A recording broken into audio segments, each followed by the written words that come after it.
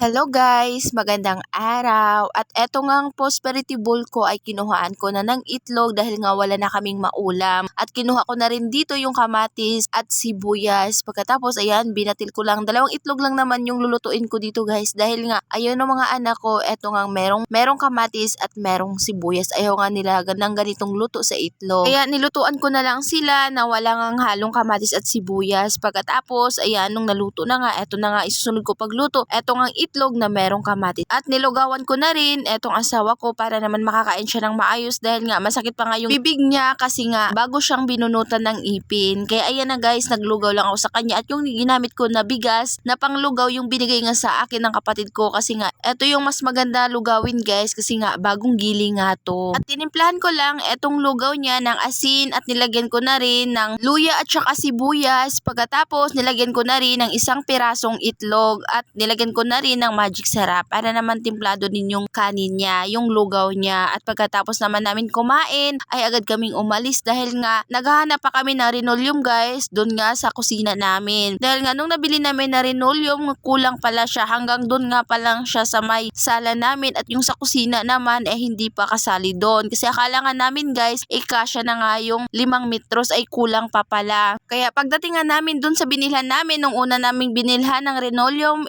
wala na pala silang ganong klase guys. Kaya lumipat naman kami sa kabila ay ganun pa rin, wala pa rin kami nakita na kagaya nung una naming nabili. Kaya pumili na lang ako guys ng ibang kulay para lang malagyan ng linoleum etong ang kusina namin para naman maganda tignan. Kasi alam nyo naman tayong mga nanay, isa din to sa kasayahan natin etong mapaganda nga etong bahay natin. At tinanggal ko na muna etong kortina nga nilagay ko nga dito sa may lababo para naman malinisin ko to ng maayos dito nga sa ilalim ng lababo. At pinagtatanggal ko na yung mga nakalagay dito para malinisin ko naman ng maayos at mawalis ko nga ng maayos. At itinapon ko naman eto nga wala nang gamit dito nga sa ilalim para naman lumwag-luwag nga dito sa mailalim ng lababo namin. Pagkatapos ayan, winilisin ko na ulit dahil nga marami talagang nahuhulog guys na mga semento dito sa dingding namin dahil nga dito banda sa kusina namin hindi nga to finishing kaya natatanggal yung mga semento nga dito. At pagkatapos ko naman magwalis, ayan, pinag-uurong ko na yung mga nakalagay dito para naman masimulan ko na nga mailagay eto mga linoleum. At naabutan pa nga ako niyan ng gabi dahil nga huminto na muna ako saglit para maghapunan kami kasi may pasok pa yung asawa ko sa trabaho. At nung nakaalis na nga yung asawa ko papuntang trabaho niya ay pinagpatuloy ko naman yung ginagawa ko nga dito para matapos na para kinabukasan ay maganda na nga to tingnan dahil nga mailagay ko na nga etong linoleum dito sa kusina. Dito lang ako nag-umpisa maglagay ng linoleum dito nga malapit sa CR, dito sa lagayin ko ng sapatos. Pagkatapos nung nailagay ko na nga yung linoleum naman dito ay agad kong inarrange itong mga lagayin ko ng sapatos kasi nga alam niyo naman sobrang late nga ng space ng kusina ko. Kailangan talaga ma-arrange ka ng maayos para naman medyo naman lumagluwag dito nga sa may kusina. At nung naibalik ko na nga sa pwesto itong lagayin ko ng mga sapatos ay tinanggal ko naman ditong lagayin ko nga ng mga plato. Pagkatapos nung natanggal ko na nga dito yung lagayin ko ng plato ay pinagtatanggal ko naman etong ang lamisa para nga maayos ko nga mailagay etong linoleum nga dito kasi ang hirap guys kapag hindi ko to tanggalin etong ang lamisa dito hindi ko nga ito malagay ng maayos itong linoleum at baka nga mapunit-punit pa sayang naman. At yung mga oras na yan ay talagang nakaramdam na ako ng pagod. Paano ba naman kasi kanina pa kaming umaga umalis ng asawa ko kasi medyo marami nga kaming nilakad kanina. At yung mga labahan ko pa ay nag-aantay na sa akin kasi ilang araw na din ako na hindi nakalaba. At nung matapos ko na mailagay etong linoleum dito sa may kusina ay nahihirapan naman ako guys magbukas sa pintuan. Medyo masikip nga kasi dito banda sa may pintuan guys kaya ayan pagbukas ko dahil nga pinilit ko nga buksan kasi ayaw na nga mabuksan at tinatamad na din kasi ako maglilipat na naman itong mga nakalagay nga dito. Nasira tuloy ng konti itong ang linoleum, sayang naman ikakabili ko pa lang.